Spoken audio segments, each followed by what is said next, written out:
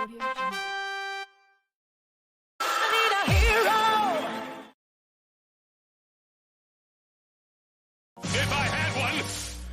going on, everybody? It's Blue here at Blue Bears Games, and this week we're doing the second deck for Zeke. It is another Blues Budget Battle Brew. It is a Pioneer Legal deck, and the request for the second deck was something different that they don't have, and they gave me a list of all the things they have for Modern and Pioneer that they already have. They just wanted something cheap and different than what they had. And after going through a lot of different things, I came up with this. This is a Pioneer Legal Heroic Boros deck. Boros being red and white. So now here's the other part. You're going to notice that I have to superimpose two cards on here. The reason for that is they already actually had those cards. Zeke has them in his possession as we speak. So I didn't have to take them from my inventory and give them to him, so I put the rest of the deck together for him. So we're going to start off with one of the cards that's missing here. Normally I go over the deck and show you the deck, but we're going to superimpose here. It starts off with Monastery Swift Spear. Not Heroic, I know. The other theme to this was Prowess, because Heroic and Prowess go hand in hand. So it's always a good thing to put things that synergize together if you can't find the right stuff to put together that your whole main theme is. So sometimes a sub-theme helps the deck. So the secondary theme here is Prowess. So we're going to go Heroic and Prowess. We're going to start with Monastery Swift Spear. Probably the quintessential best one drop as far as, a Prowess deck can go. So it's 1 to cast, it's 1/2. It has Prowess, what it has haste. What more can you ask for? So we're going to start with that. It's a great card. Actually, luckily it was reprinted in Double Masters, downshifted to common, so it's more readily available. Then we're going to go into the rest of the deck. I will have to superimpose another card that he has as well, but we'll do that in a second. We start with our second card is going to be a favorite, Hoplite. This one does have Heroic. Again, another one drop. It's a 1/2, just like the Swift Spear is. It's Heroic, and Heroic means different things for different cards, but they all are basically when they're targeted, something happens. For this one, whenever you cast a spell that targets the Hoplite, you put a +1/+1 counter on it and prevent all damage that would be dealt to it. So you can see where that's going here. It's all targeting things on your side, and I'll show you how we're going to do it. So that's favorite Hoplite. I got 2 of them on top of the 4 Monastery Swift Spears for 6 1-drops. Sounds like a lot, but you want to overwhelm the board and then start buffing your guys. So 2-drop. The first one is Phalanx Leader, 2 white. It is a 1/1, and its Heroic is beastly. So whenever you cast a spell that targets Phalanx Leader, you put a +1/+1 counter on each creature you control. That includes himself and everything else you have in play. So the hope here is that you've got to land out, it's either the Swift Spear or the Hoplite gets cast on first turn. Second turn, you're putting a Phalanx Leader out. Third turn, you're casting either another Swift Spear because it has haste, a Hoplite if you need to, and then the next thing you're doing is casting 1 or 2 instants of sorceries that target the leader, giving everybody +1/+1 counters. That's the hope. All right, got 2 of them in there. First rare is Abbot of the Carol Keep. So he's not Heroic, he is Prowess. He's a 2 to cast, 2/1 with Prowess. So whenever you cast a non-creature spell, it gets +1/+1 until end of turn. And then when it enters the battlefield, you can exile the top card of your library. Until end of turn, you may play that card. You have to pay the casting cost for it. Luckily, most of the stuff in this deck, I don't think I got the 4 mana value on anything here, so it's all cheap. So you don't want to cast him on the second turn, maybe third turn, so that you can cast something else that pops up, or you can play the land, whatever needs to be done. All right. Dread Hoard Arcanist. So 2 to cast for a 1/3 with Trample. Does not have either Prowess or Haste. Does something a little bit better and helps forward the idea of the deck.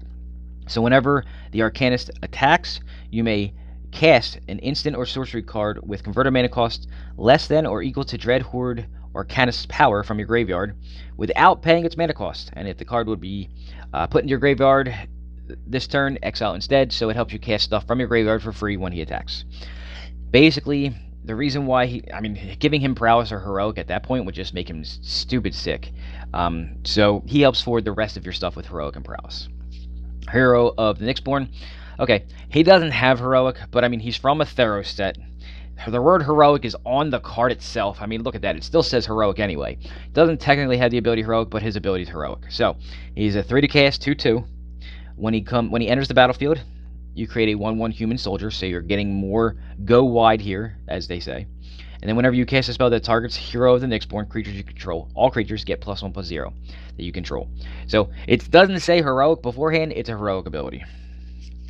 Venerable Warsinger. It's a 3 to cast, 3/3 with Vigilance and Trample. Again, doesn't have Heroic, doesn't have Prowess. Helps forward those 2 ideas, though. So, whenever the Warsinger deals combat damage to a player, and he has Trample, so he should be able to do it. Where was I? You can return target creature card with mana value X or less from your graveyard, where X is the amount of damage that it dealt.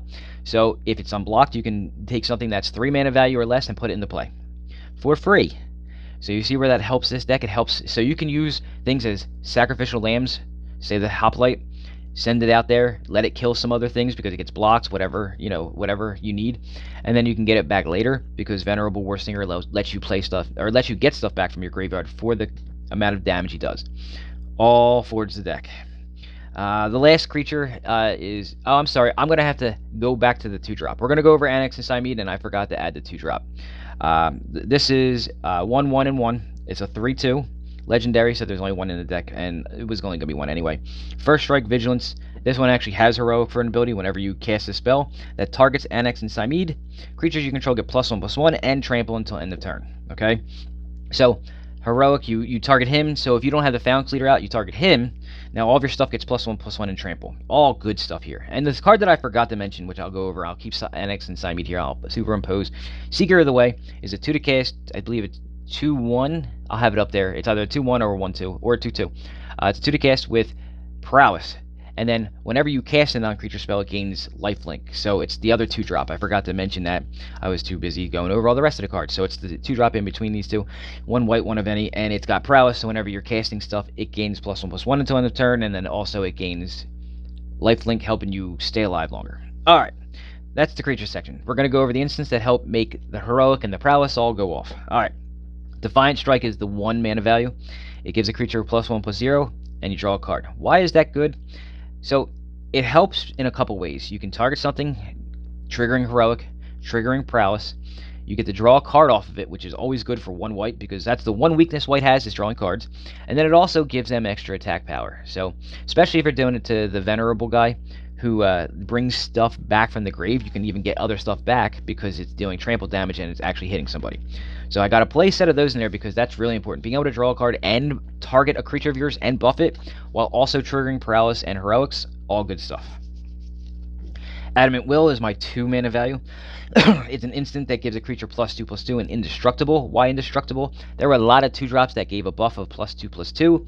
I wanted something to keep my guys alive, so that they could continue to do stuff. So it targets something, making either itself or other things bigger, keeps it alive so it can do it again later, and also buffs itself so it can get some damage in. So I got 4 of them in there. Marshal Glory is a new thing I'm trying out. With Heroic, I like it. So it's 2 to cast, it gives a target creature +3/+0, and it gives another target creature, or the same creature, but you can target it twice, +0/+3. It's multiple targets for Heroic. It does not trigger Prowess twice, but it can trigger 2 Heroics, because you can split the targets. So if, for instance, you have, say, a favorite Hoplite out and a Phalanx Leader. So now what's going to happen is you give 1 +3/+0, and 1 +0/+3, but it still triggers both Heroics. So then you're also adding a +1/+1 counter to each thing, and then he gives himself a +1/+1 counter. You can do it with any of them. I mean, you could go all day with different things that it can do. You can do Annex and Simone. It'll give everybody +1/+1 in trample. And then, say you trigger a Hoplite, it'll give it a +1/+1 counter on top of all that, and prevent all damage done to it. So I wanted to try something that targeted multiple things that made more sense. For 2, at instant speed, it's really good. So I got 4 of them in there.